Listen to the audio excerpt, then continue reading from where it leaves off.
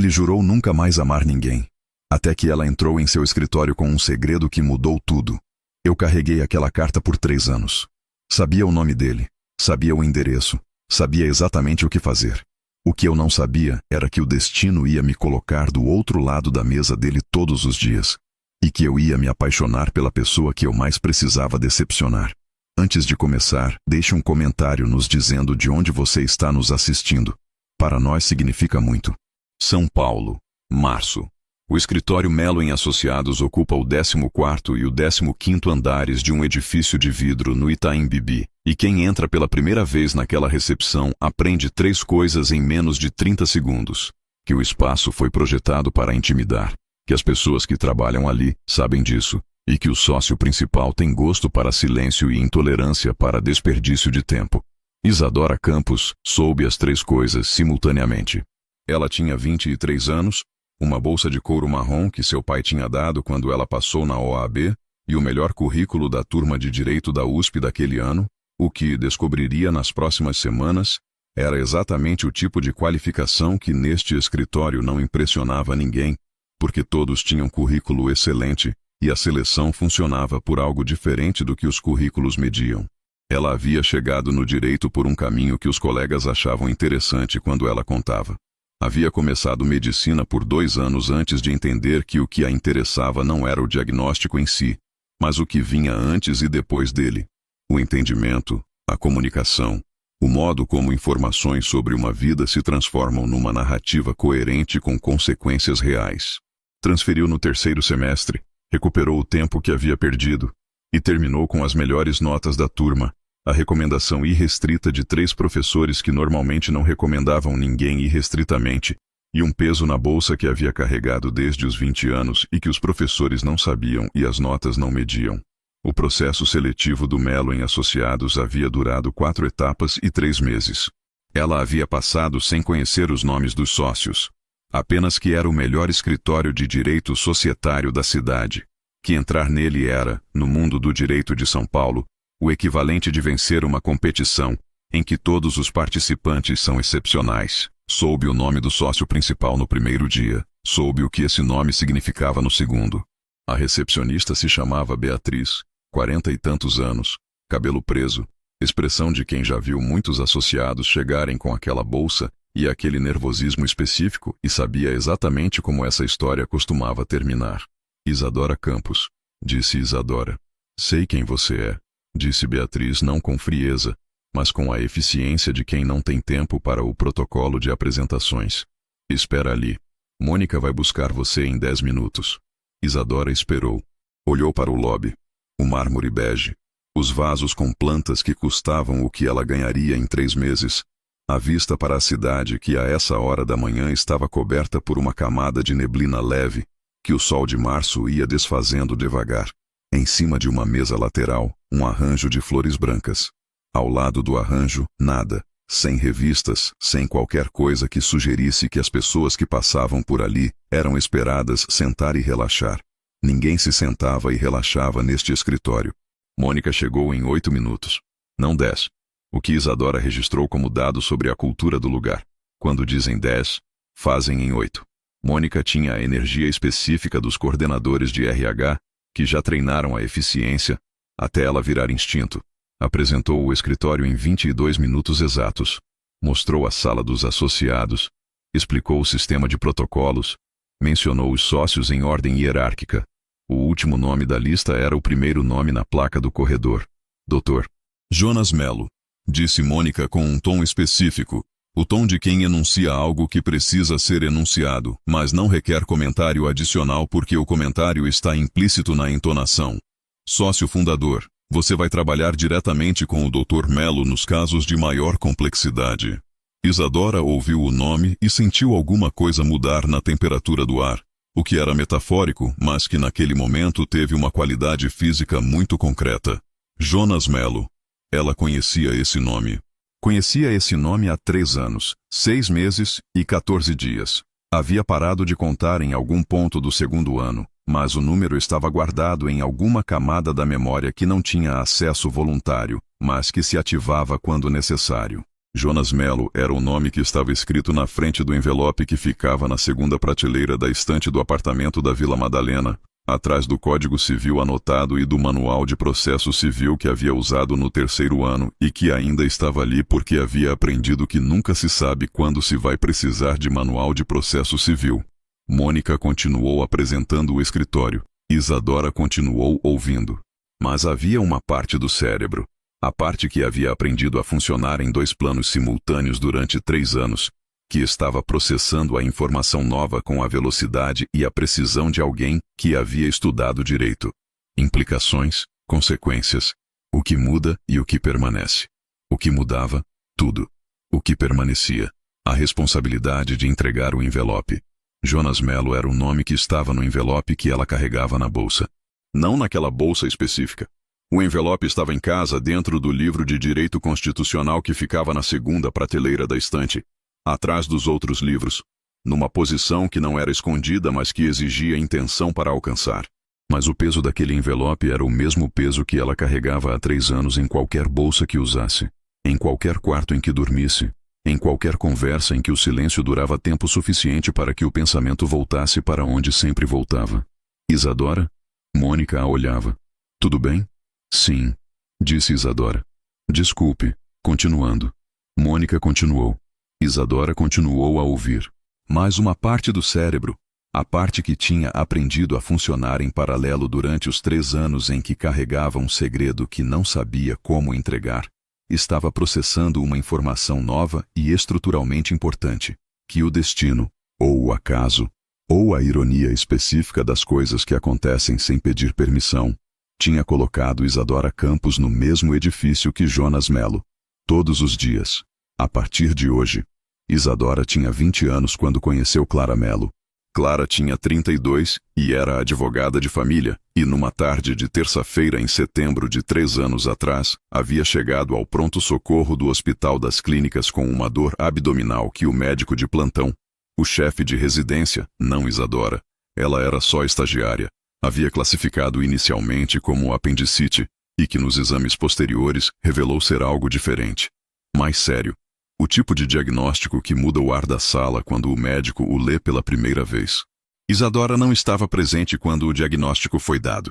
Estava presente no corredor, com o prontuário na mão, quando Clara Melo saiu da sala de exames com aquela expressão que Isadora aprenderia a reconhecer nos anos seguintes. A de alguém que acaba de receber uma informação que não sabe ainda onde colocar. Você é médica? Perguntou Clara. Estagiária, disse Isadora. Mas você entende o que escreveram aqui? Não era uma pergunta. Era uma solicitação direta, a de uma mulher acostumada a fazer solicitações diretas e a receber respostas igualmente diretas. Isadora olhou o prontuário, explicou o que havia ali com a precisão que tinha aprendido na faculdade e com a humanidade que nenhuma faculdade ensinava, mas que alguns aprendiam por conta própria. O que significava, o que implicava, quais eram os próximos passos. Clara ouviu. Fez perguntas boas. As perguntas de alguém que processa informação complexa com eficiência e que quer entender, não que quer ouvir o que quer que tornasse a notícia mais palatável. Quando Isadora terminou, Clara ficou em silêncio por um momento. Obrigada, disse.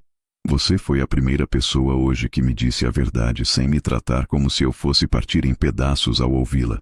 Isadora ficou com esse elogio na memória por muito tempo. Clara voltou ao hospital 3 vezes nos 2 meses seguintes, e nas 3 vezes, Isadora estava de plantão, o que era coincidência, mas que com o tempo, se transformou em algo que tinha o formato da afeição. Clara que perguntava por ela, Isadora que reservava 10 minutos quando podia, as duas conversando nos corredores do HC sobre o laudo, sobre o tratamento, sobre as coisas que Clara havia decidido não contar para as pessoas que amava. Eram conversas que Isadora não esperava ter. Ela estava acostumada ao hospital como espaço clínico, onde as relações tinham papéis definidos e os papéis existiam para proteger as duas partes. Clara não parecia interessada em papéis. Tratava Isadora como alguém que estava ali por escolha e não só por função, o que era uma distinção que poucas pessoas faziam e que Clara fazia naturalmente, sem esforço. Nas conversas, Isadora aprendia coisas sobre o direito de família que nenhuma aula havia ensinado. A diferença entre o que a lei diz E o que as famílias vivem, o modo como um processo de guarda muda as pessoas que passam por ele, a razão pela qual Clara havia escolhido aquela área, quando podia ter escolhido o societário ou o tributário, que pagavam mais e tinham mais prestígio na escala do escritório. O societário resolve conflitos entre empresas, disse Clara uma tarde, no corredor dos quartos, com o prontuário embaixo do braço. O de família resolve conflitos entre as pessoas que um dia se amaram. É mais difícil. É também mais real. Isadora havia guardado isso. Era o tipo de frase que guardava sem saber exatamente por quê. Só que havia algo nela que era verdadeiro de uma maneira que reconhecia mesmo sem ter ainda a experiência para verificar. Por que não conta para o seu marido? Perguntou Isadora certa vez, diretamente, da maneira que Clara havia ensinado a ser direta. Clara demorou um momento. Porque ele já perdeu demais, disse. E porque se eu contar, ele vai gastar o que nos resta tentando salvar o que não pode ser salvo. Prefiro que ele gaste esse tempo sendo feliz. Era a coisa mais sacrificial que Isadora havia ouvido de perto, e ao mesmo tempo, a mais específica. Não um gesto grandioso, mas uma decisão calculada de amor. O tipo que decide pela dor de carregar sozinha, em vez da dor de dividir. Isadora discordava, mas não era seu lugar. Na quarta consulta, em novembro, Clara chegou diferente, mais quieta, com um envelope na bolsa. Preciso de um favor, disse. Isadora ouviu. Se algo acontecer, disse Clara, e havia nessa frase uma objetividade que não era frieza, mas era a frieza específica de alguém que havia processado a possibilidade e decidido agir em vez de resistir. Eu quero que você entregue isso ao Jonas, pessoalmente, com o envelope fechado. Isadora olhou para o envelope, nome na frente, escrito à mão. Jonas. Por que eu? Perguntou. Porque você é honesta, disse Clara. E porque você não me conhece o suficiente para ter medo de entregá-la. O acidente aconteceu em dezembro. Clara ia ao consultório do oncologista quando o carro bateu. Uma Fusca que avançou o sinal na marginal. Clara estava com o cinto, o airbag abriu, mas o impacto do lado dela foi o errado no ângulo errado, e o que era tratável virou o que não era. Isadora soube no plantão seguinte quando o nome dela apareceu no sistema. Ficou parada na frente da tela por um momento. Depois fechou a janela e foi para a próxima tarefa, porque havia aprendido que era isso o que se fazia quando não havia alternativa útil para o choque. A próxima tarefa, o próximo prontuário, a próxima coisa que podia ser feita. Passou o resto daquele turno fazendo o seu trabalho com a precisão que o trabalho exigia. Não chorou no plantão. Chorou às 2h15 da madrugada no banheiro do hospital, por 12 minutos, com a porta trancada, e depois lavou o rosto e voltou para o corredor porque havia mais 4 horas de turno e o turno precisava ser completado. Às 3 da manhã, no vestiário, encontrou o envelope entre os pertences de Clara que o protocolo havia separado. Ficou com ele nas mãos por 22 minutos, sem fazer nada. O nome, Jonas, na letra de Clara. O envelope fechado. A promessa. Depois foi para casa. Colocou o envelope atrás do livro de constitucional. E entrou no 3º ano de direito como se o peso daquele envelope fosse algo que ela podia carregar ao mesmo tempo em que aprendia a fazer o resto das coisas. Podia. Ficou mais difícil com o tempo, não mais fácil, que era o oposto do que havia esperado. Podia. Ficou mais pesado com o tempo, mas podia. A primeira reunião com Jonas Mello foi na quarta-feira, 2 dias depois da chegada de Isadora. A sala de reuniões do 15º andar tinha a vista inteira da cidade. Nuvens baixas, o cinza específico de São Paulo quando o verão ainda não foi embora, mas o outono já avisa que vai chegar. A mesa era de carvalho escuro, 12 cadeiras, um projetor retrátil que descia do teto quando chamado. Isadora chegou 3 minutos antes do horário junto com outros 2 associados. Pedro, 26, segundo ano no escritório, e Fernanda, 28, terceira. Jonas Mello entrou exatamente na hora. Isadora ouviu pela primeira vez e entendeu por que Mônica havia usado aquele tom específico quando disse o nome dele. 44 anos, altura que ocupava o espaço de maneira que não precisava de volume. Cabelo escuro com gris nas têmporas que não era descuido, mas também não era cuidado excessivo. Terno cinza sem gravata, como alguém que já provou tudo o que tinha a provar e não precisa mais do acessório. A expressão de quem não tem nada a fingir e há muito tempo decidiu que não fingir é mais eficiente do que o oposto. Era diferente da silhueta que Isadora havia construído em 3 anos de carregar o nome dele na memória. Não menor, mas real. A silhueta era abstrata. Era o destino de um envelope. Era um conceito.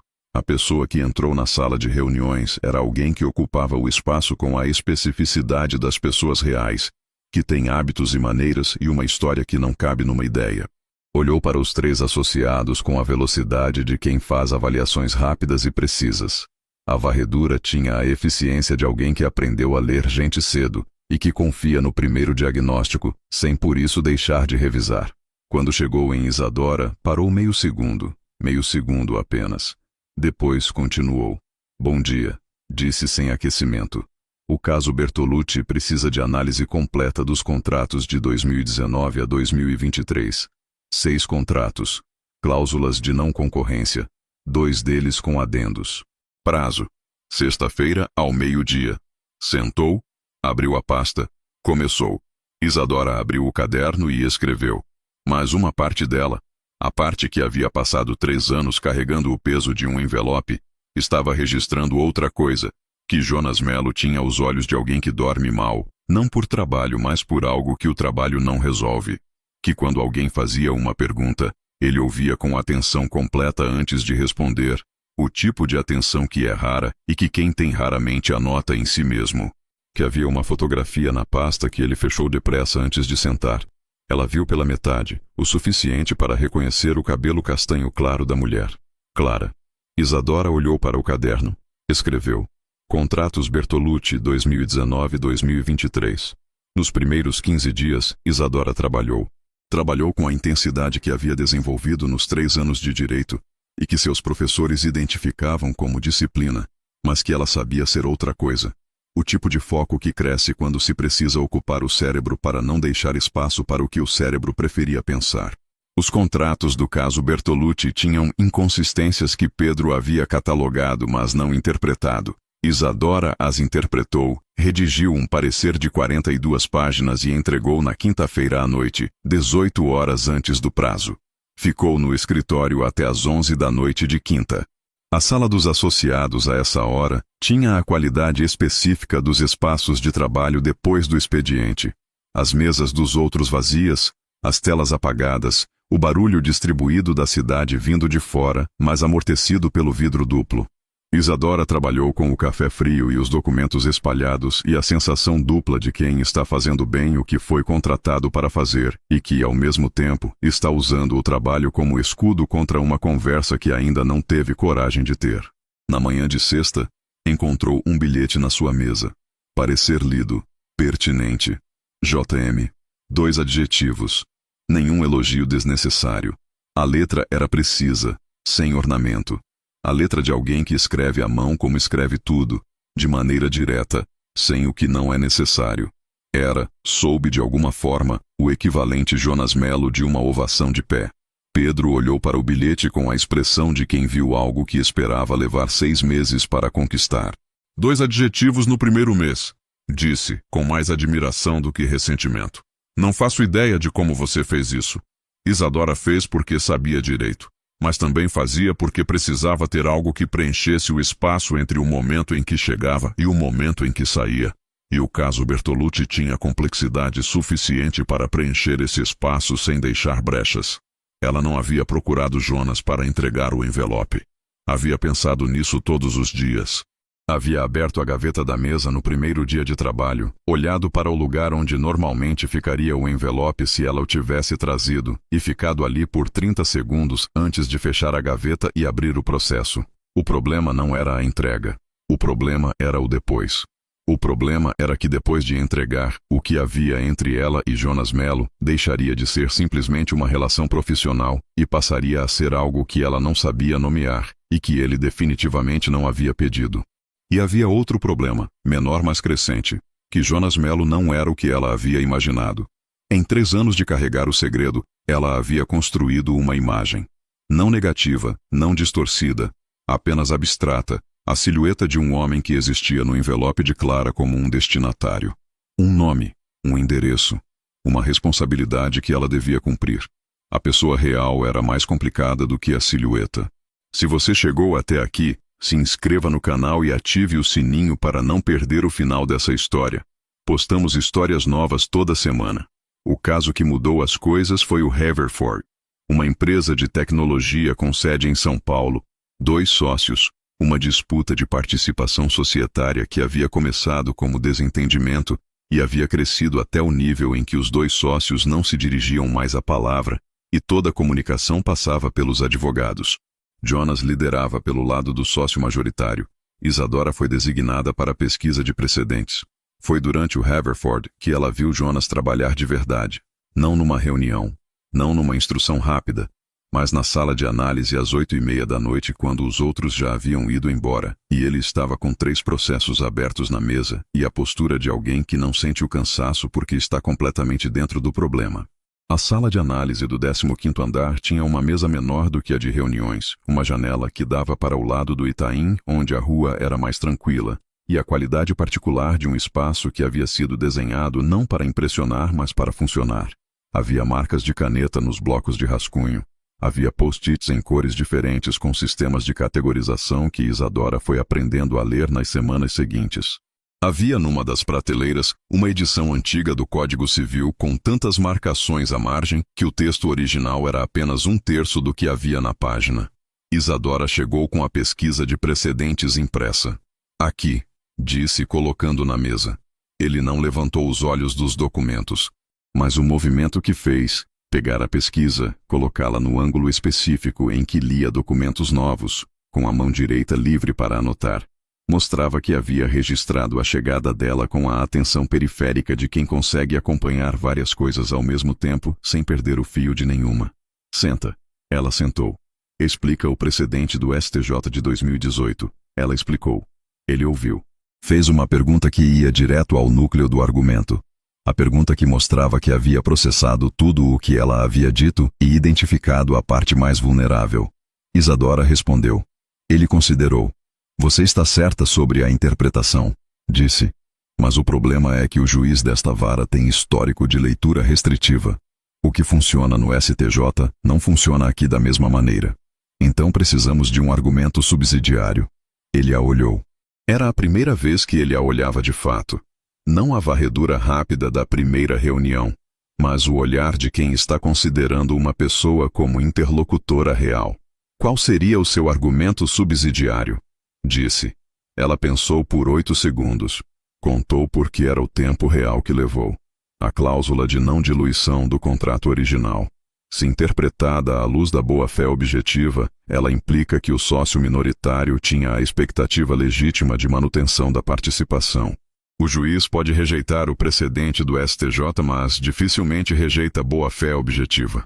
Jonas ficou em silêncio por um momento. Desenvolve isso por escrito, disse. 100 páginas, não mais. Preciso para terça. 100 páginas era trabalho de fim de semana. Ela sabia que ele sabia que era trabalho de fim de semana. Ela disse que sim e não perguntou sobre hora extra porque neste escritório ninguém perguntava sobre hora extra. Estava indo embora quando ele disse: Como você chegou no Melo em Associados?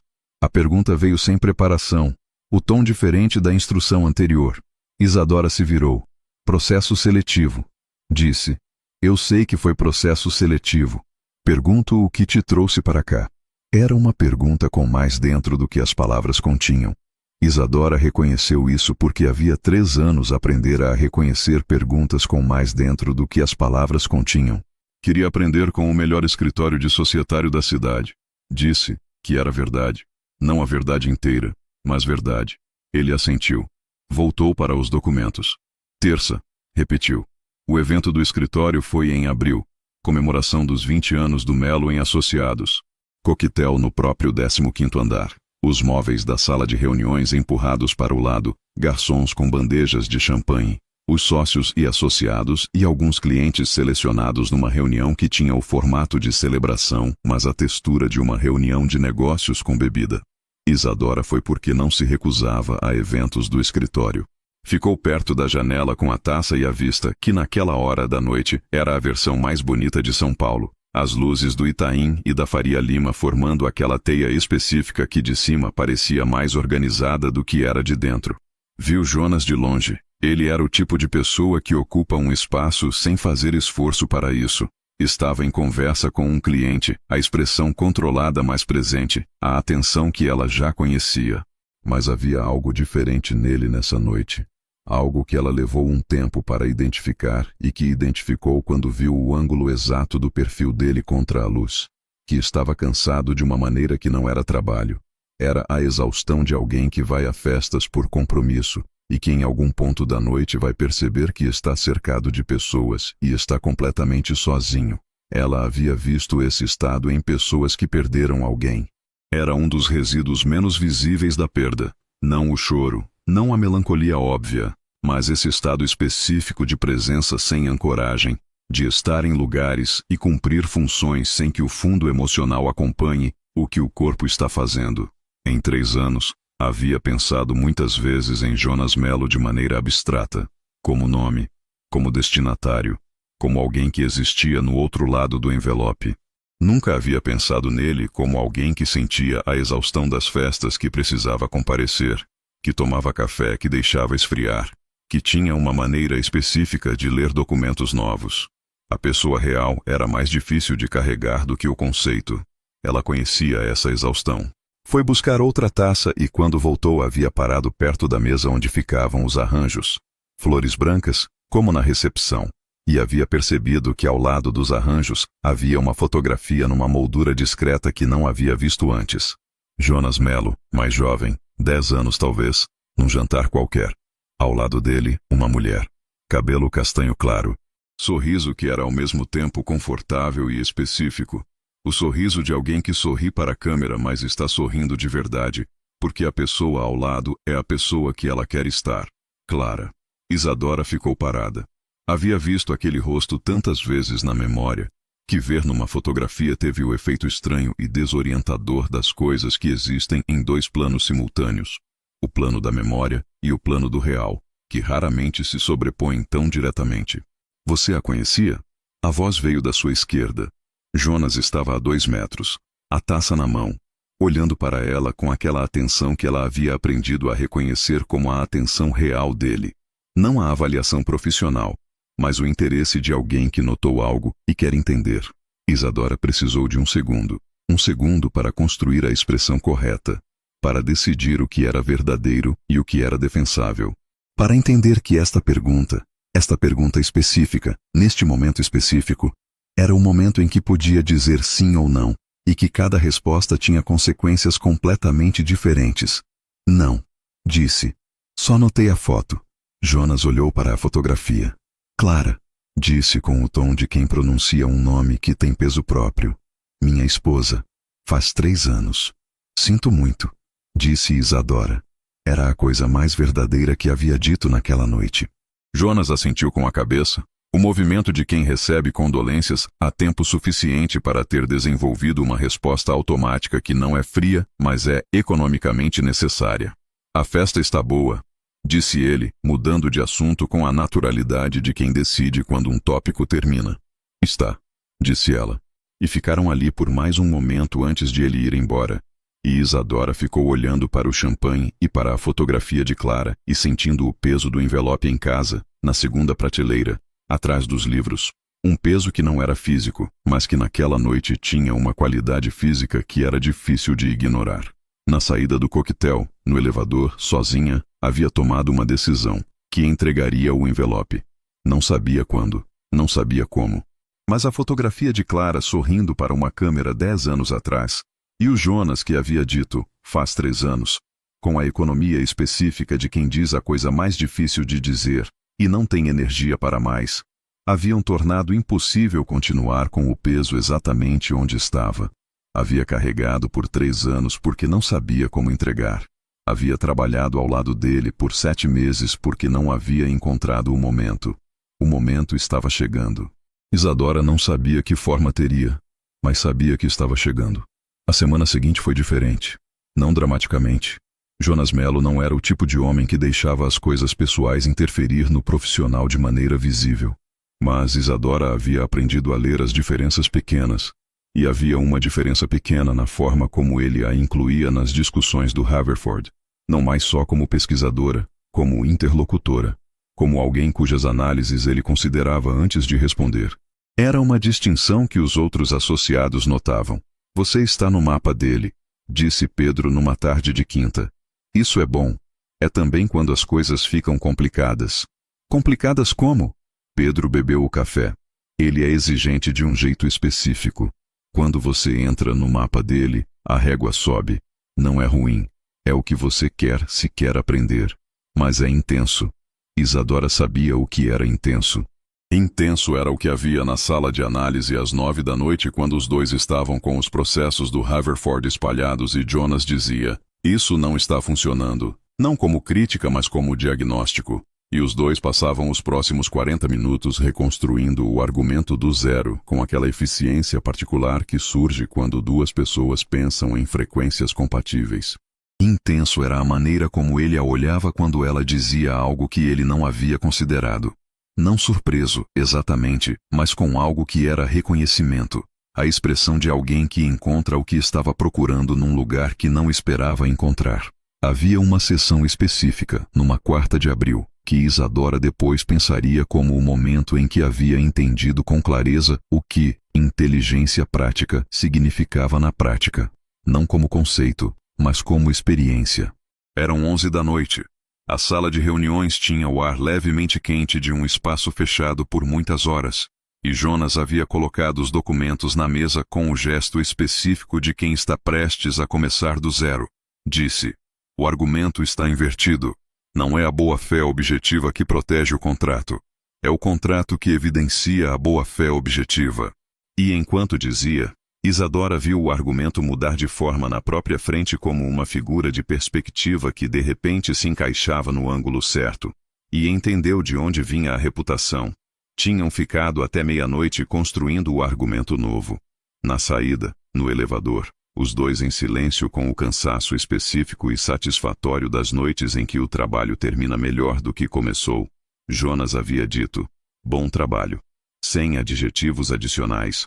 Era o máximo do que ele distribuía. Isadora havia aceitado como o elogio que era. Intenso era o que ela sentia quando saía do escritório às 10h30 e ficava esperando o Uber na calçada do Itaim com o vento de abril e a certeza crescente e completamente inoportuna de que havia algo acontecendo entre ela e Jonas Mello, que não tinha nome profissional. Esse conteúdo é possível graças aos nossos membros. Se você quiser apoiar o canal e ter acesso a histórias exclusivas, entre para a nossa comunidade. O link está na descrição. Isadora foi buscar o envelope em casa numa segunda-feira à noite. Tirou da prateleira, colocou na bolsa. Naquela bolsa de couro marrom que seu pai havia dado. Ficou sentada no sofá do apartamento da Vila Madalena com a bolsa no colo por 40 minutos sem abrir. Depois abriu. O envelope estava intacto. Tinha o nome Jonas na frente, a letra de Clara, cursiva e irregular. A letra de quem escrevia à mão porque havia escolhido escrever à mão em vez de digitar, porque havia entendido que havia coisas que o papel segurava de maneira diferente da tela. Isadora não havia aberto o envelope. Não abriria. Havia prometido. Havia sido tentada, nos primeiros meses, não por curiosidade, mas pela ilusão de que se soubesse o que estava escrito saberia também como entregar. Como se o conteúdo fosse dar a ela as palavras certas para a conversa que havia imaginado ter centenas de vezes e que havia adiado centenas de vezes pela mesma razão, que não havia palavras certas para chegar na porta de alguém e dizer: olha, eu estava com sua esposa perto do fim, ela me deu isso para você, eu deveria ter trazido antes, mas não consegui.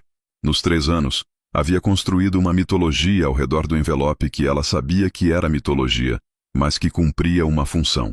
Mantinha o ato de entregá-lo como algo que requeria o momento certo, as circunstâncias certas, a versão certa dela mesma. Sempre havia uma razão para esperar mais um pouco. O primeiro ano estava terminando a faculdade, não era a hora. O segundo havia passado na OAB, precisava se estabelecer primeiro. O terceiro havia entrado no processo seletivo mais importante da carreira, e aí descobriu que o processo seletivo era para o escritório do homem cujo nome estava no envelope. O destino, ou o acaso, ou a ironia particular das coisas que não pedem autorização, havia resolvido o problema de uma maneira que Isadora não havia pedido, mas segurou o envelope. Ficou com o peso daquilo entre os dedos e pensou em Clara. Não a Clara do prontuário, Não a Clara da última conversa no hospital, mas a Clara da fotografia no escritório de Jonas, a do sorriso que era ao mesmo tempo confortável e específico. Pensou em Jonas. Pensou no que aconteceria quando ela entregasse isso. Havia imaginado a cena várias vezes em 3 anos. Ela batia na porta, dizia que havia conhecido Clara no hospital. Explicava brevemente. Entregava. Fim. A responsabilidade transferida, o peso distribuído, a coisa que havia prometido finalmente cumprida. O que ela não havia imaginado era que conheceria Jonas antes de fazer isso, que trabalharia com ele, que a linha entre o Jonas do envelope e o Jonas da sala de análise às 9 da noite ficaria tão difícil de separar. Colocou o envelope de volta na bolsa. Na terça-feira levou para o escritório. Ficou em sua gaveta o dia todo. Na hora do almoço, Jonas a chamou para revisar um ponto do Haverford. Ficaram 40 minutos na sala de reuniões. Ele tinha um café que não bebia enquanto trabalhava, o que ela havia notado como traço de personalidade. Pedia café, deixava esfriar. Às vezes bebia frio, sem perceber. Você está estranha hoje, disse ele, sem levantar os olhos do processo. Isadora parou. Era a primeira vez que ele fazia uma observação pessoal sobre ela. Não profissional. Pessoal. A diferença era considerável, e ela precisou de um segundo para processar que havia acontecido antes de responder. Não estou. Você está. Ele virou uma página. Não me diz o que é, mas está. E havia nessa frase algo que ela não havia esperado. Que ele não insistisse. Que nomeasse e depois largasse, sem exigir explicação, sem o gesto de quem usa a observação como pressão. Era a generosidade específica de alguém que sabe que as pessoas têm interior, e que o interior às vezes não está disponível para ser partilhado, e que isso não é algo que precisa ser forçado. Era o tipo de observação direta que Jonas fazia, e que ela havia aprendido não eram agressivas, mas eram precisas. Ele não especulava, ele nomeava o que via. Era uma maneira de estar no mundo que ela havia descoberto ser rara, e que, descobria agora, era perturbadora de maneiras específicas quando direcionada a ela. Dormi mal, disse. Ele levantou os olhos. Ficou um momento. A boa-fé objetiva no argumento subsidiário, disse voltando ao processo. Precisamos de mais 2 fontes doutrinárias. Hoje. Eu trago, disse ela. E foi. O envelope ficou na gaveta. O escritório à noite tinha uma qualidade diferente do escritório de dia. A quietude específica dos lugares que só existem plenamente quando cheios, mas que revelam outra coisa quando vazios. A ossatura arquitetônica sem o revestimento de movimento e vozes. Havia dias em que Isadora ficava até às 11 ou meia-noite não porque o prazo exigia, mas porque preferia. O apartamento da Vila Madalena tinha o silêncio doméstico, que era um tipo de silêncio. O escritório, depois dos outros irem embora, tinha o silêncio do trabalho, que era diferente, menos com espaço para pensar no que não devia ser pensado, mais com a estrutura dos casos abertos na tela como orientação. Isadora gostava do escritório à noite. Era quando ela trabalhava melhor. Sem as interrupções, sem o barulho distribuído das conversas e das impressoras e das reuniões que aconteciam em todas as salas ao mesmo tempo. Era quando o trabalho tinha aquela qualidade de absorção total que ela havia descoberto cedo como a única maneira de colocar uma coisa na frente de outra com eficiência. Era uma quarta-feira, 10h20 da noite, quando decidiu. Pedro e Fernanda já tinham ido. A assistente do 15º também. A sala dos associados estava vazia exceto por ela. E as luzes do corredor estavam no modo noturno. Mais baixas, mais quentes. Isadora pegou o envelope. Subiu as escadas internas que conectavam o 14º ao 15º. A sala de Jonas ficava no canto, com vista dupla. Faria Lima de um lado, Itaim do outro. A porta estava fechada. Ela parou no corredor. Havia ensaiado isso. Bater, entrar. Colocar o envelope na mesa, dizer o necessário, sair. Não precisava de mais do que 3 minutos. Havia calculado. Ergueu a mão para bater. A porta se abriu. Jonas estava de pé com a jaqueta do terno no braço, a pasta na outra mão, a expressão de quem estava prestes a ir embora. Viu Isadora e parou. Os dois ficaram 1 segundo na soleira. O corredor do 15º estava vazio, as luzes no modo noturno mais baixas do que de dia. A cidade lá fora com o ruído amortecido que São Paulo tem de noite quando você está no 15º andar. Presente mas distante. como um fundo que existe mas não interfere. Isadora, disse ele. O nome dela na voz dele tinha uma qualidade que ela havia começado a notar recentemente e que havia decidido não examinar com atenção demais, porque examinar com atenção demais as coisas que não devem ser examinadas era a maneira mais rápida de transformá-las em problemas. Desculpe, disse ela. Eu estava passando. Era a mentira mais transparente que havia dito em muito tempo, e ela sabia que ele sabia que era mentira, porque Jonas Mello não passava por cima de coisas transparentes. Era também a única coisa que havia conseguido produzir, porque o script que havia ensaiado. Bato, entro, coloco o envelope, digo o necessário, saio. Havia desaparecido completamente no segundo em que a porta se abriu e ele estava do outro lado. Ele olhou para o envelope nas mãos dela. Ela havia esquecido que o envelope estava nas mãos dela. O que é isso? Disse. O envelope estava com o nome Jonas, virado para cima. A letra de Clara visível. Isadora olhou para o envelope. Depois para ele. Depois de volta para o envelope. O momento durou mais do que durava na versão ensaiada. Nada, disse. Documentos de um caso. Ele olhou para a letra no envelope. Para a letra específica, cursiva e regular, que era a letra de alguém que ele havia visto escrever à mão porque preferia escrever à mão porque havia entendido que o papel segurava as coisas de maneira diferente da tela. Isadora viu o momento em que ele reconheceu. Não foi dramático. Foi um segundo. Um segundo em que algo mudou na expressão dele. Não muito. Só o suficiente para ser perceptível para quem estava aprendendo a ler as diferenças pequenas. Boa noite, disse ela. E foi.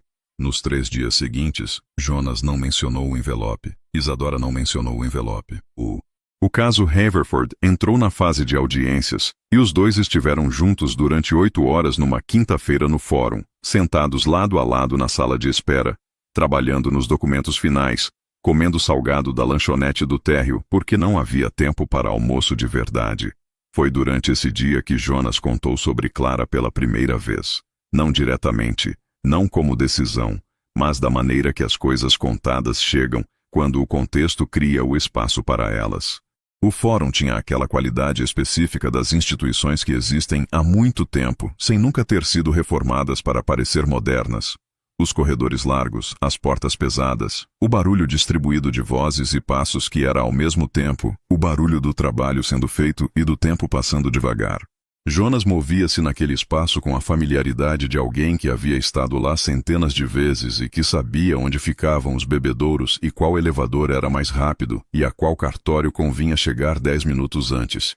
No intervalo para almoço, que não foi almoço propriamente, mas um salgado de frango comido em pé na lanchonete do térreo com os documentos ainda na mão, Isadora havia ficado de frente para aquele fórum e pensado em Clara. Não era incomum. Havia semanas em que pensava nela todos os dias em formas diferentes. A Clara do hospital era uma versão. A Clara que Jonas mencionava raramente em fragmentos. Outra. A Clara da fotografia no coquetel era uma terceira.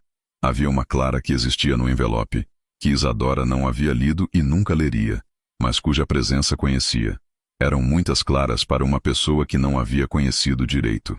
O advogado contrário havia mencionado algo sobre o processo de inventário de um dos clientes, e Jonas havia dito, já passei por isso, com o tom de quem diz algo factual e não quer que seja aprofundado, e depois continuou para o próximo ponto. Mas, Isadora ficou com aquele já passei por isso por um longo tempo. Havia algo na economia de 3 palavras, a escolha de mencionar sem desenvolver, de nomear sem explicar, que dizia mais sobre como Jonas carregava a experiência do que qualquer desenvolvimento teria dito.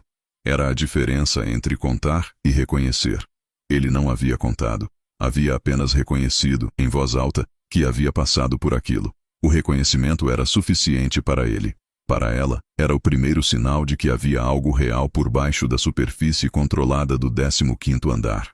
À tarde, quando a audiência terminou e os dois estavam esperando o elevador do fórum, ele disse, "Você tem mais paciência do que a maioria das pessoas que já trabalharam comigo."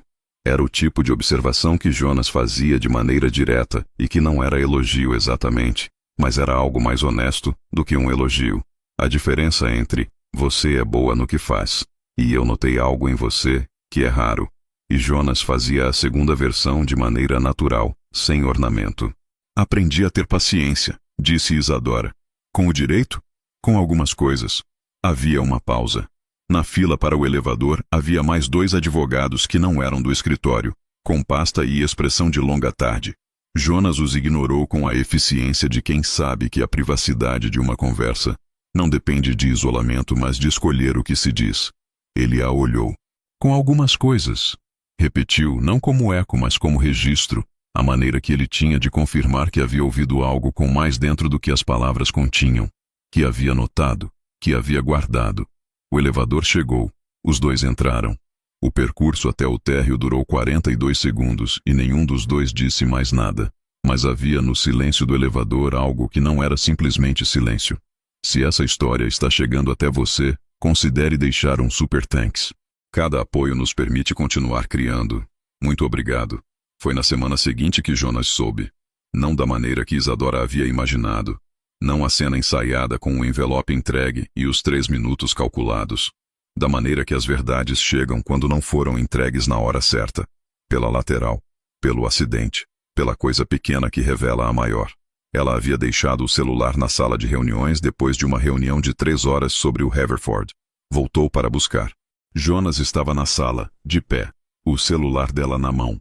Não lendo, só segurando, mas com a tela ligada por algum motivo e a tela mostrando a notificação de uma mensagem antiga que havia chegado faz tempo e que ela nunca havia apagado porque não havia conseguido. A mensagem era de um número salvo como Hospital, Dr. Carvalho, e dizia: Isadora, recebemos o atestado de óbito de Clara Mello. Conforme combinado, envie os pertences restantes pelo endereço que você indicou. Jonas estava olhando para a tela. Quando Isadora entrou, ele levantou os olhos. Havia algo na expressão dele que ela não havia visto antes. Não raiva, não exatamente. Era a expressão de alguém que acaba de receber uma informação que muda a geometria de algo que achava que entendia. Você conhecia Clara? Disse. Não era pergunta. Isadora ficou na porta. Jonas, disse. Você conhecia Clara e mentiu quando eu perguntei na festa. O escritório estava silencioso. Eram 5 da tarde e havia ainda outros associados nos andares de baixo, mas aquela sala tinha o silêncio específico dos momentos em que algo está sendo dito que não pode ser desfeito depois de dito. Sim, disse ela. Quem você é? Fui estagiária no Hospital das Clínicas. Ela foi internada algumas vezes nos 2 meses antes de... Isadora parou. Nós conversávamos. Ela me pediu um favor. Jonas ficou muito quieto. Que favor? Isadora abriu a bolsa. O envelope estava lá. Havia voltado a andar com ele depois daquela noite no corredor. Não por plano, mas porque algo havia mudado e carregar o envelope em casa havia começado a parecer uma forma de fuga. Colocou sobre a mesa. O nome, Jonas, voltado para cima. A letra de Clara. Jonas olhou para o envelope durante um momento muito longo. Não o pegou imediatamente. Ficou parado, com os 2 punhos apoiados sobre a mesa de reuniões, olhando para aquele pedaço de papel como se precisasse de tempo para entender o que era antes de tocá-lo. O que era? O que significava? O que havia dentro? O escritório estava quieto. Era aquela hora de fim de tarde, em que a luz de São Paulo muda de direção, e o que entra pela janela não é mais direto, mas refletido. O tipo de luz que amolece os ângulos das coisas. Isadora viu o momento em que ele reconheceu a letra. Foi sutil, um movimento quase imperceptível na expressão. Não de choque, mas de reconhecimento. A letra de Clara era específica, tinha uma maneira de fazer o J fora do nome dele que era única, e Jonas havia visto essa letra em bilhetes e cartas e listas, e tudo o que se escreve no tempo de um casamento. Havia visto o suficiente para reconhecê-la numa mesa de reuniões. Num envelope que uma associada de 23 anos havia tirado da bolsa de couro marrom. Ela te deu isso no hospital, disse. Nos últimos dias. Me pediu para entregar pessoalmente. Faz 3 anos. Sim. Ele a olhou. Por que você esperou 3 anos? Era a pergunta que ela havia ensaiado responder e que agora, com ele à sua frente e a resposta na ponta da língua, parecia insuficiente de todas as maneiras possíveis. Tentei, disse. Fui ao endereço da época, 2 vezes. Você havia se mudado. Depois, parei um tempo. E depois o tempo passou. E ficou mais difícil, não mais fácil. Cada mês que passava tornava mais pesado chegar e dizer: "Olha, eu tinha isso." Ela parou. "Não é uma boa resposta." "Não é", disse ele. Ficaram assim por um momento. Havia algo que Isadora queria dizer, que haveria dito em qualquer outra situação, porque ela não era boa em ficar calada quando havia algo verdadeiro a ser dito. Mas naquele momento específico, naquela sala de reuniões com aquela luz de fim de tarde e aquele envelope sobre a mesa, a coisa verdadeira a dizer seria: "Eu sinto muito." E ela havia dito isso antes, no coquetel, quando ele havia dito: "Faz 3 anos." E sabia que naquele contexto não era o suficiente, e não era o que ele precisava de uma pessoa que havia carregado uma carta da esposa dele por 3 anos sem entregar. Então ficou quieta. Jonas olhou para ela por um momento com a expressão de quem está processando algo que ainda não terminou de processar. Jonas pegou o envelope. Ficou com ele nas mãos por um segundo. O mesmo peso que Isadora havia carregado por 3 anos. O peso de algo que contém a escrita de alguém que não está mais. Ela havia passado tempo suficiente com aquele envelope para saber exatamente quanto pesava. O tipo específico de leveza de um envelope de carta com poucas páginas dentro. E o paradoxo que era aquele peso físico não corresponder de nenhuma maneira ao peso de tudo que estava escrito dentro dele. Jonas sabia disso também agora. Ela conseguia ver que ele sabia. "Pode sair", disse. Isadora saiu. Ela ficou no corredor do 15º andar durante 6 minutos. Não havia planejado ficar. Havia planejado descer, pegar a bolsa na sala dos associados, ir embora, mandar uma mensagem para Mônica dizendo que precisava de uma licença médica por alguns dias, enquanto processava o que havia acabado de acontecer. Ficou porque as pernas não foram. Era uma das coisas que o corpo fazia às vezes. Decidir antes da cabeça, ou talvez decidir em oposição ao que a cabeça havia planejado, com a sabedoria específica das coisas que não são racionais, mas também não são erradas. Ficou com as costas encostadas na parede do corredor, a bolsa no ombro, o piso de mármore claro do 15º andar, refletindo a luz baixa da noite. A faxineira havia passado mais cedo e o corredor cheirava ao produto que eles usavam nas superfícies. Um cheiro neutro, institucional. O cheiro que os escritórios têm quando estão vazios e que é diferente do cheiro que têm quando estão cheios de pessoas. Isadora havia chegado a conhecer cada variante de cheiro do 15º andar nos meses desde março. O que era o tipo de detalhe que a pessoa nota quando está passando tempo suficiente num lugar. Do outro lado da porta, havia Jonas Melo lendo uma carta que havia esperado 3 anos por ele. E Isadora não conseguia ir embora antes de saber, não o que estava escrito. Ela jamais abriria. Mas o que era o depois? Se havia depois. Se havia alguma versão do depois em que as coisas se organizavam de uma maneira que não destruía tudo o que havia construído desde março.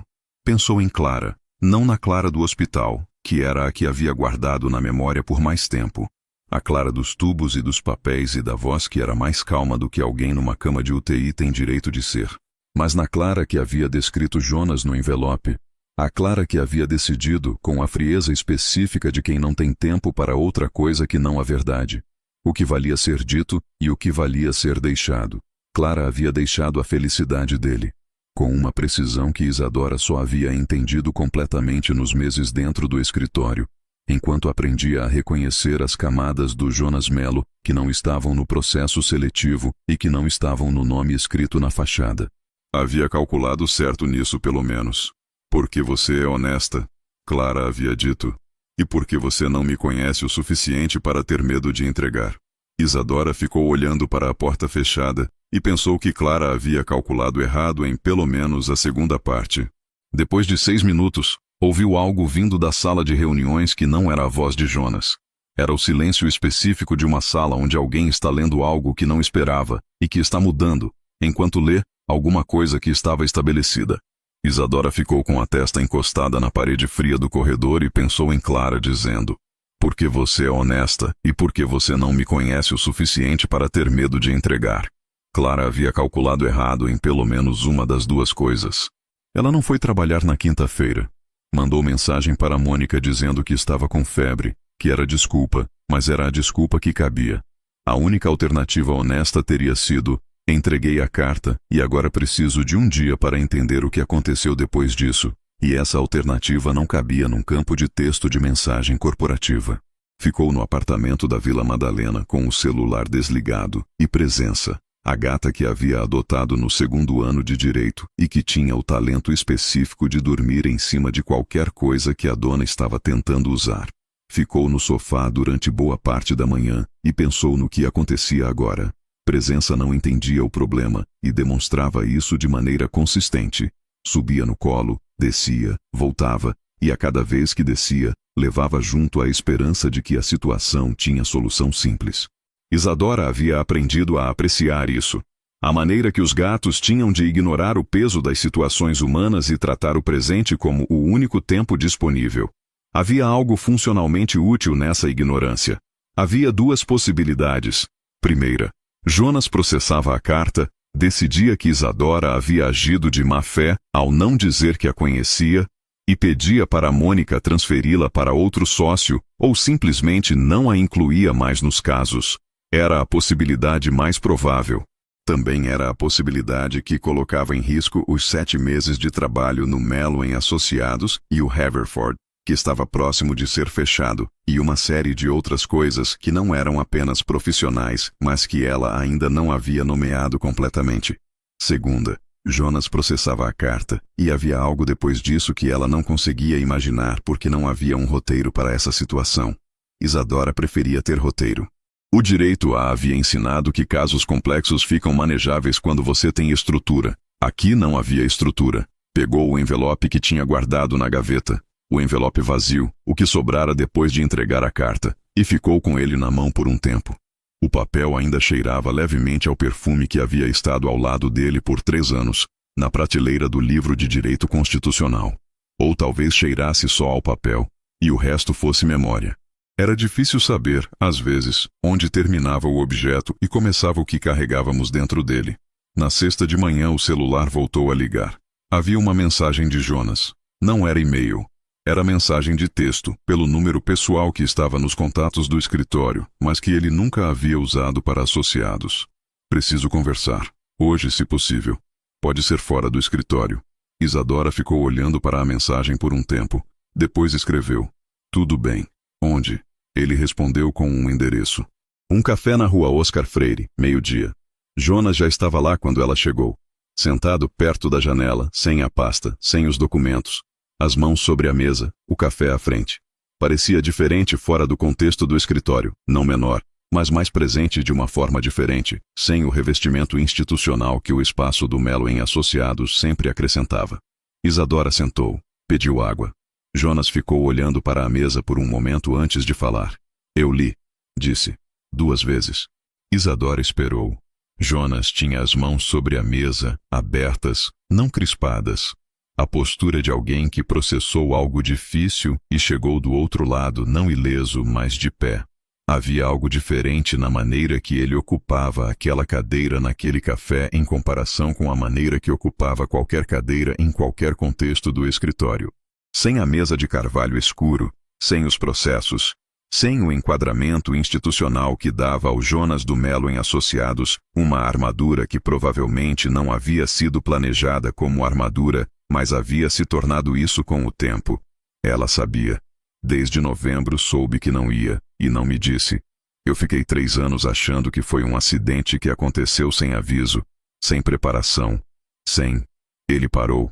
Quando continuou, a voz estava com a mesma qualidade controlada de sempre, mas com algo diferente por baixo. Algo que não era fraqueza, mas era o que existe antes da fraqueza. A vulnerabilidade que está antes de decidir se vai ou não deixar ser visto. 3 anos com a versão errada da história. Isadora entendia isso. Havia carregado uma versão incompleta da história por 3 anos também. A versão em que o envelope ficava em casa na prateleira e ela não havia conseguido entregá-lo e não havia consequências disso para além da culpa que crescia silenciosamente a cada mês que passava.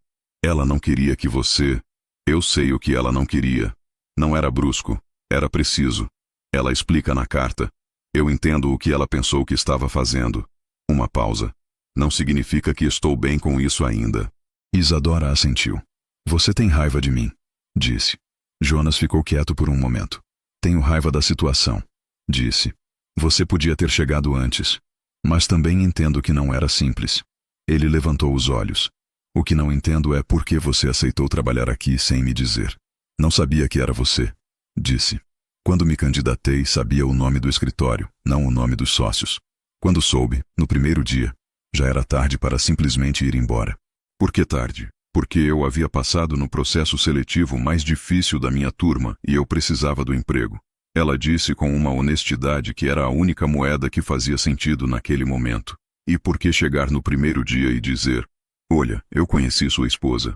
Não era uma conversa que eu sabia como ter. Jonas olhou para o café que estava esfriando. Ela escreveu sobre você, disse. Isadora não esperava isso. Havia esperado muitas coisas. Que ele ficasse em silêncio durante toda a caminhada. Que dissesse que precisava de mais tempo. Que a conversa fosse difícil do começo ao fim. Não havia esperado isso. Disse que você era honesta. Que você havia explicado o diagnóstico sem tratar ela como se fosse partir em pedaços.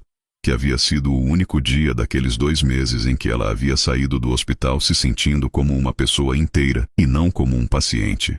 Isadora ficou quieta. Havia guardado essas palavras de Clara como uma pessoa inteira e não como um paciente. E elas haviam mudado alguma coisa na maneira como ela pensava sobre o que fazer com uma vida na medicina, e depois sobre o que fazer com uma vida no direito, e depois sobre como falar com as pessoas que estavam nos 2 lados das mesas do Melo Eng Associados, os clientes e os advogados, e a diferença entre tratar alguém como caso e tratar alguém como pessoa. Ouvir que Clara havia escrito sobre aquilo era ouvir que aquela conversa havia importado de ambos os lados. O café em frente a Isadora estava quente, mas ela não conseguia pegá-lo. Ela era, disse Isadora, e parou, e começou de novo. Ela era a pessoa mais direta que eu já conheci. Num sentido bom. Do jeito que faz você querer ser mais direta também. Jonas ficou olhando para ela por um longo momento. Eu sei, disse, com o tom de quem confirma algo que já sabia, mas que ganhou um peso novo ao ouvir de fora. Ficaram em silêncio por 1 minuto, que era o tipo de silêncio que não é vazio. Você pode continuar no escritório, disse Jonas. Se quiser. Não era oferta fácil. Isadora sabia que não era. Obrigada, disse. Ele pegou o café. Bebeu, provavelmente frio. O argumento de boa-fé objetiva do Haverford está sólido, disse, voltando para a versão profissional da voz. Mas a segunda fonte doutrinária que você citou precisa de nota de rodapé mais precisa. Isadora sentiu algo que não era alívio exatamente, mas era da mesma família. Corrijo hoje, disse. Saíram do café às 2:30. Na calçada da Oscar Freire, antes de seguirem em direções diferentes, Jonas parou por um segundo. Isadora. Ela virou. Obrigado por não ter ido embora, disse. Naquele corredor. Havia coisas que podiam ser ditas sobre isso. Uma resposta completa teria explicado que ela havia ficado porque as pernas não foram. Porque havia carregado o envelope 3 anos e não conseguia ir embora sem saber se havia um depois. Porque Clara havia pedido que ela entregasse e ela havia entregado. E o mínimo que devia era esperar o resultado. Mas havia também a versão mais simples, que era a verdadeira sem ser a completa. Eu sabia que ia ser importante, disse. Ele assentiu. Virou e foi. Isadora ficou na calçada por mais um momento com o sol de outubro, quase novembro, e o movimento específico da Oscar Freire numa quarta de tarde. E pensou que Clara havia calculado certo em pelo menos uma coisa. O peso do envelope havia chegado ao lugar certo. O que veio depois foi lento. Não no sentido de hesitante, no sentido de cuidadoso. O ritmo das coisas que são construídas com a consciência de que o material é frágil e que a pressa é o erro mais comum de quem trabalha com coisas frágeis. Jonas não mudou de maneira súbita.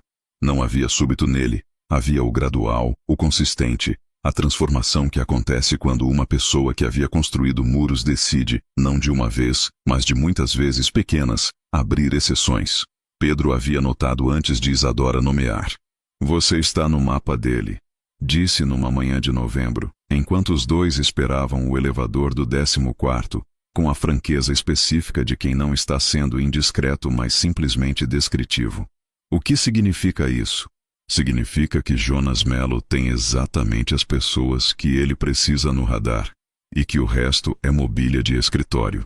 Não é julgamento. É observação. Pedro pressionou o botão do elevador pela 2ª vez, sem necessidade. Desde que você chegou, você está no radar.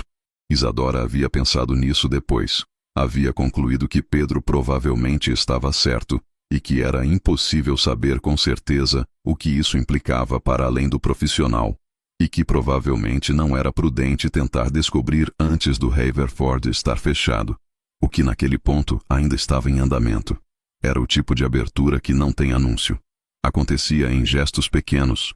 O café que ele às vezes deixava na mesa dela sem comentário quando sabia que ela estava num prazo difícil. A maneira que, quando havia divergência de interpretação jurídica entre os dois, ele não resolvia por autoridade, mas abria para discussão, o que era diferente de como tratava os outros associados. A tarde em que ele passou pela sala e parou na porta sem razão aparente. Ficou 5 segundos, disse, "Bom trabalho no Amendola", e foi embora. E Pedro, que havia visto, ficou olhando para Isadora com a expressão de alguém presenciando um fenômeno meteorológico raro. Isadora foi se tornando uma das exceções. Não porque havia entregado a carta, ou não só por isso, mas porque havia algo entre os dois que havia existido antes da revelação e que continuou depois dela. Aquela frequência compatível que Pedro havia notado na maneira que Jonas incluía Isadora nas discussões, que os outros associados notavam na maneira que o escritório funcionava diferente quando os dois estavam numa sala juntos. Trabalharam juntos no Haverford até o fim, que foi uma vitória parcial, mas real. Trabalharam no caso Amendola, que veio depois, uma fusão societária com complicações tributárias, que ficou bonita no papel e feia na prática, até que ficou bonita de novo, com trabalho. Trabalharam num caso de propriedade intelectual que durou 8 meses, e que Jonas dizia ser o mais chato da carreira, e que Isadora havia encontrado genuinamente fascinante, o que havia se tornado uma piada entre os dois. A versão de piada que existe entre pessoas que podem discordar sobre a natureza do trabalho sem que isso perturbe nada. Havia um café na Oscar Freire que havia se tornado o lugar de reuniões, não reuniões, conversas que começavam sobre o caso e terminavam sobre outras coisas, sobre São Paulo, sobre a prática do direito de família que Clara havia escolhido e que Jonas achava emocionalmente exigente de uma maneira que o societário não era, sobre as coisas que Isadora havia aprendido sobre perda nos 3 anos em que havia carregado o envelope, sem saber bem o que a perda de outra pessoa fazia com quem ficou responsável por ela. O café tinha mesas de mármore e luz que vinha do lado, e o dono conhecia Jonas pelo primeiro nome porque Jonas era o tipo de pessoa que volta aos lugares que funcionam até eles ficarem familiares. Isadora havia percebido esse traço em outras ocasiões.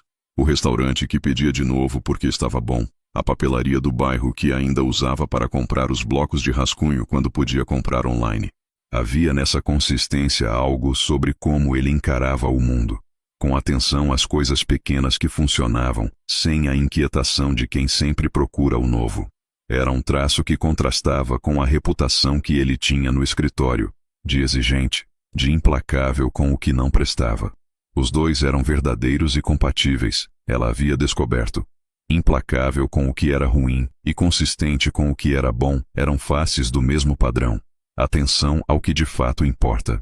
"Por que você foi ser médica e terminou no direito?" perguntou Jonas numa dessas tardes. "Medicina era o que eu achei que queria", disse ela. "Direito foi o que descobri que era. O hospital teve a ver? Parcialmente." Ela considerou. "Percebi que o que eu gostava não era de curar. Era de entender o que está acontecendo e explicar de maneira que faça sentido. Isso o direito também tem." Jonas ficou olhando para ela. "Clara teria gostado de você", disse. Era a primeira vez que ele dizia algo assim. Não sobre o que Clara havia escrito sobre Isadora, mas sobre o que ele mesmo avaliava. "Acho que eu gostaria dela também", disse Isadora. "Além do que gostei." Jonas assentiu. Ficaram em silêncio por um tempo que era confortável. A espécie de silêncio que só existe entre pessoas que não precisam preencher. Em agosto, 6 meses depois do envelope, Jonas chegou na sala dos associados às 6 da tarde. O que era incomum, ele normalmente mandava chamar, e disse: "Você tem planos hoje à noite?" Pedro levantou os olhos de maneira que Isadora decidiu não registrar. "Não", disse Isadora. "Tenho um cliente de arte que precisa de orientação sobre cessão de direitos. Ele é melhor às ceias do que às reuniões e marcou jantar no Fasano. Você acompanha?" Era pedido profissional.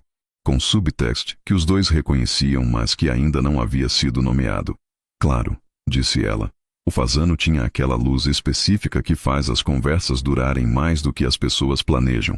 Uma luz que não era romântica no sentido calculado, mas que tinha o efeito prático de tornar o tempo dentro do restaurante mais lento do que o tempo lá fora, o que era útil quando havia trabalho a fazer e agradável quando o trabalho terminava.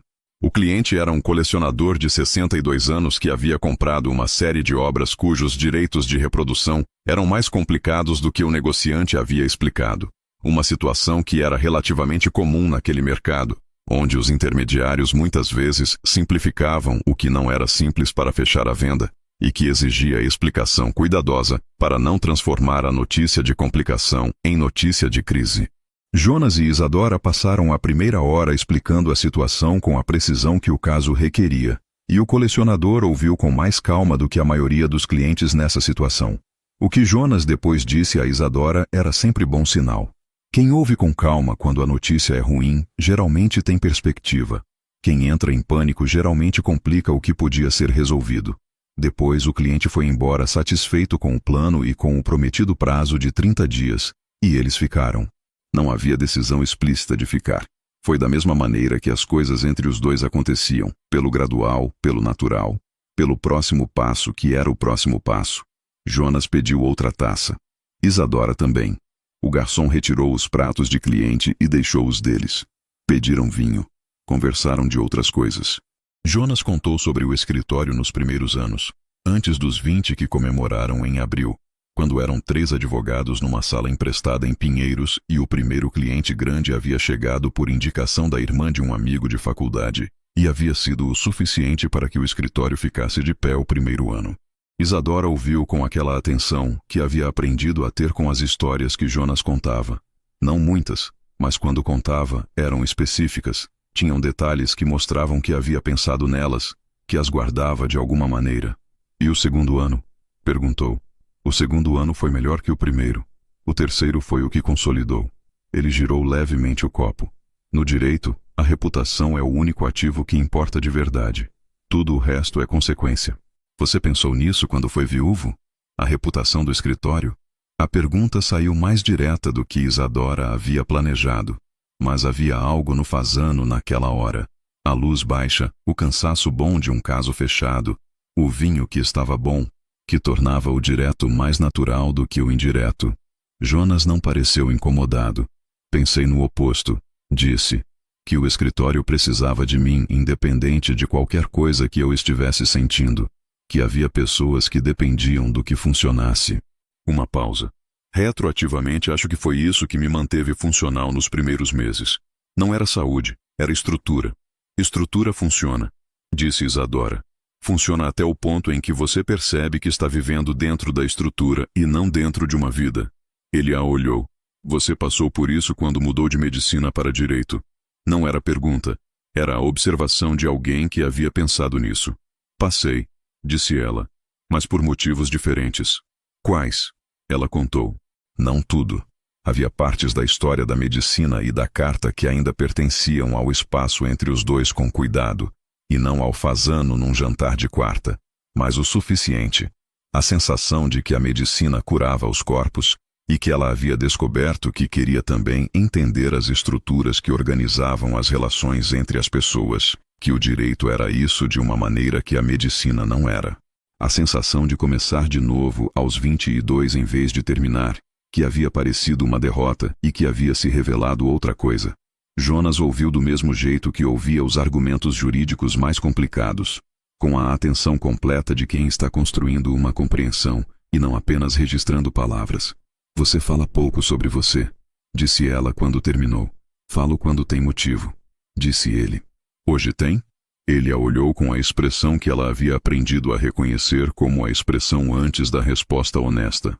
Parece que tem, disse. Em setembro, ele a levou ao Ibirapuera numa tarde de sábado que não havia sido planejada, mas que aconteceu da maneira que as coisas entre eles aconteciam. Ele havia ligado às 10 da manhã perguntando se ela estava em casa. Ela estava. Ele disse que ia passar em 20 minutos. Caminharam pelo parque com aquela calma que o parque tem nos sábados de manhã, quando ainda não está cheio, quando a luz de setembro em São Paulo é do jeito que setembro tem o hábito de ser generoso. Em algum ponto da caminhada, perto do lago, Jonas disse: "Eu não sabia como continuar depois que ela foi." Isadora andou ao lado dele sem dizer nada, esperando. Não no sentido dramático, no sentido prático, como se organizar para uma vida que havia sido projetada com outra pessoa dentro. Todos os sistemas que dependiam de dois e que de repente precisavam funcionar com um. "E conseguiu", disse Isadora. "Consegui porque não havia alternativa." Uma pausa. "Não é o mesmo que estar bem." "Não", concordou ela. "Não é." Ele a olhou. "Você carregou a carta 3 anos porque não conseguia entregar. Eu entendo isso agora de uma maneira que não entendia quando fiquei bravo." Isadora ficou quieta. "Às vezes a coisa certa de fazer é a mais difícil de fazer", disse ela. "Não porque somos covardes, porque sabemos o peso do que vamos causar." Jonas ficou andando por um tempo. O Ibirapuera tinha aquela qualidade de setembro. Uma luz que já não era a do inverno, mas ainda não tinha a intensidade do verão. Uma temperatura que era confortável sem ser quente. A vegetação do parque com aquela cor específica de quando as coisas começam a acordar depois do período mais seco. Havia famílias com crianças, casais, pessoas correndo. A versão do parque que era a mais democrática e também a mais bonita, segundo Isadora, que havia chegado a essa conclusão numa tarde de setembro de 2 anos atrás e que agora estava confirmando. "A carta mudou algo", disse Jonas. "Não sobre como me sinto pela perda, mas sobre o que eu entendi que era a perda. Ela não foi embora fugindo. Ela foi embora porque não havia outro caminho e porque me amava o suficiente para não me deixar carregar aquilo junto com ela." Havia algo na voz dele quando disse isso que não era a qualidade controlada habitual. Era mais próximo de como ele havia soado no café na Oscar Freire quando havia contado sobre os primeiros anos do escritório. Sem armadura, com a especificidade das coisas que são verdadeiras e não precisam ser polidas para soar bem. "Eu ia carregar junto com ela", disse Isadora. "Eu sei. Por isso ela não contou. Não é justo." "Não." Uma pausa. "Mas faz sentido." Para ela fazia sentido. Ele ficou quieto por um momento. "A carta também disse para eu ser feliz." Com aquelas palavras. Como se soubesse que eu ia precisar de permissão. "Ela te amava muito", disse Isadora, com a certeza de quem sabe isso de uma fonte direta. "Eu sei." Uma pausa. "A carta também disse para eu ser feliz." Com aquelas palavras exatas. Como se soubesse que eu ia precisar de permissão. Isadora olhou para o lago. Precisava. Jonas ficou um momento. "Sim", disse, com a honestidade de sempre. Havia algo que Isadora queria perguntar, e que havia estado calada por semanas, desde a Oscar Freire, desde a tarde em que tinha voltado para o escritório, com a certeza de que podia ficar, mas sem a certeza do que ficar significava, exatamente, para além dos aspectos profissionais. Perguntou: "O que você vai fazer com ela?" "Com a carta." Jonas ficou em silêncio por um tempo longo. O tipo de silêncio que ele usava quando estava construindo a resposta com cuidado, e não simplesmente buscando as palavras. "Guardar", disse. "Do jeito que se guarda uma coisa que tem peso, mas que já foi carregada." Ele olhou para a frente, para o caminho entre as árvores. "É diferente de esquecer, e é diferente de ficar preso." Isadora entendia isso melhor do que a maioria das pessoas entenderia. Havia carregado o envelope por 3 anos com o peso de algo que precisava ser feito e que ela havia adiado. E havia aprendido naquele tempo que o peso não diminuía com o adiamento. Só mudava de forma, se instalava em lugares diferentes, aparecia em momentos inconvenientes. Guardar a carta, mantê-la, não destruí-la, não forçar um esquecimento que não era possível. Era o tipo de decisão que exigia clareza sobre o que o passado merecia e o que o presente precisava. Jonas havia chegado a essa clareza mais rápido do que ela esperava. Mas Jonas fazia tudo mais rápido do que ela esperava, quando havia clareza suficiente sobre o que precisava ser feito. Continuaram andando, e em algum ponto do caminho de volta para a saída do parque, sem nenhuma decisão explícita, a mão dele encontrou a dela. Era um gesto pequeno. Tinha o peso de tudo que havia levado até ali: o envelope, o hospital, os 3 anos, a chegada no escritório sem saber, a fotografia na festa de 20 anos, o corredor do 15º de madrugada, o café na Oscar Freire, o Ibirapuera em setembro com a luz que era generosa. A mão de Jonas era a mão de alguém que havia carregado muita coisa sozinho por muito tempo e que naquele momento havia decidido, não dramaticamente, não com declaração, mas da maneira que ele decidia todas as coisas importantes, silenciosamente, com convicção, parar de carregar sozinho. Isadora não disse nada. Ele também não. Havia uma coisa que Isadora havia aprendido de Clara, na conversa no corredor do HC sobre o direito de família versus o societário, que as coisas que importam de verdade raramente precisam ser ditas em voz alta para serem reais. Às vezes o papel segurava o que as palavras não conseguiam. Às vezes uma mão encontrando outra num parque de setembro dizia o que nenhum dos dois havia conseguido dizer nas semanas e meses anteriores. O parque continuava ao redor deles, com o setembro que era generoso como setembro costuma ser. 6 meses depois, numa tarde de março, exatamente 1 ano depois de Isadora ter entrado no Melo em Associados, Jonas pegou a carta de Clara pela segunda vez.